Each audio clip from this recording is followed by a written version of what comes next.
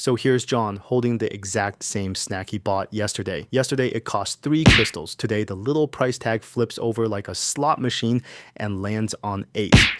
He checks his pockets. He checks them again like maybe more crystals will spawn in there out of pure hope. They don't.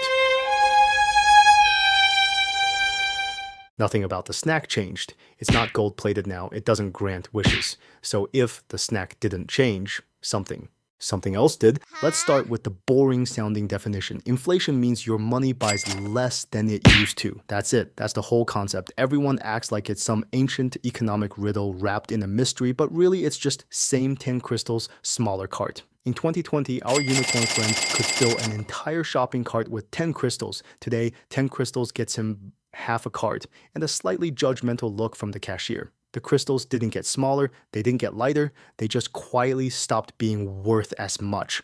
So the real question was never why do things cost more? It's why did my money get weaker while I wasn't looking?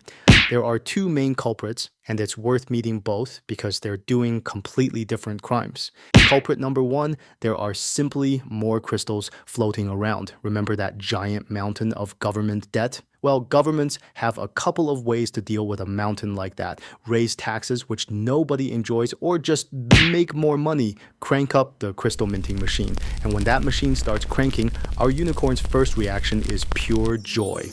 More crystals for him, personally, obviously, except no, not for him personally, for everyone. Every unicorn in town wakes up with more crystals in their pocket. And here's the part that ruins the party.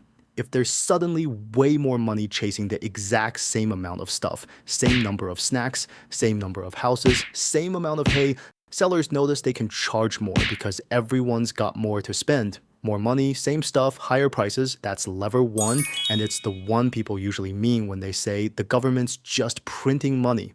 Culprit number two has nothing to do with printing anything. Sometimes the stuff itself just gets harder to make or ship. Picture a cargo ship stuck at a narrow strait somewhere, honking uselessly at nobody. When energy gets more expensive or a shipping route gets blocked, it costs more to grow food, more to manufacture things, more to get any of it anywhere near a shelf. And that extra cost doesn't just evaporate out of the goodness of some company's heart, it gets passed straight down to the price tag and straight down to our unicorn's receipt, which is now somehow longer than his own body. So, two totally different causes. One is too many crystals, the other is too much friction getting stuff to market.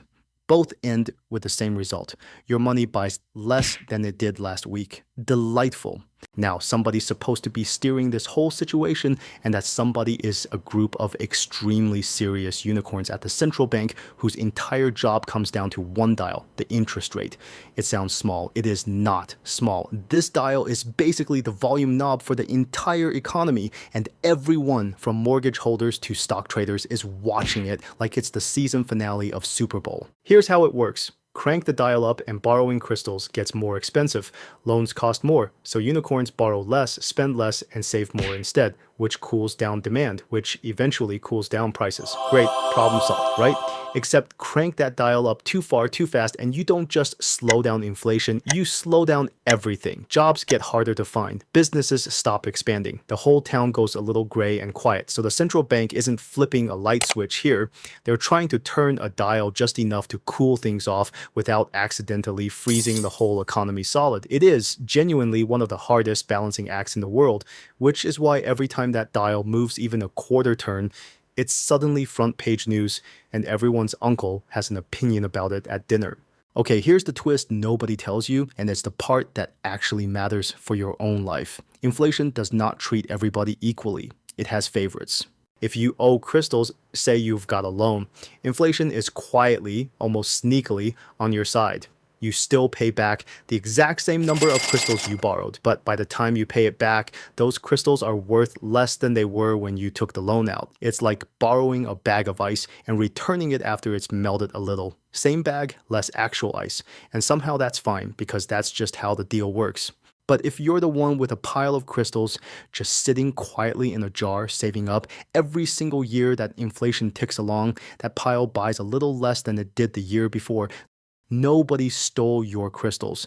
They're all still there. They just quietly got worse at their job. So inflation isn't just some abstract economics term for people in suits. It functions like an invisible tax on anybody who saves and an invisible discount for anybody who owes. Nobody sends you a letter about it, it just happens.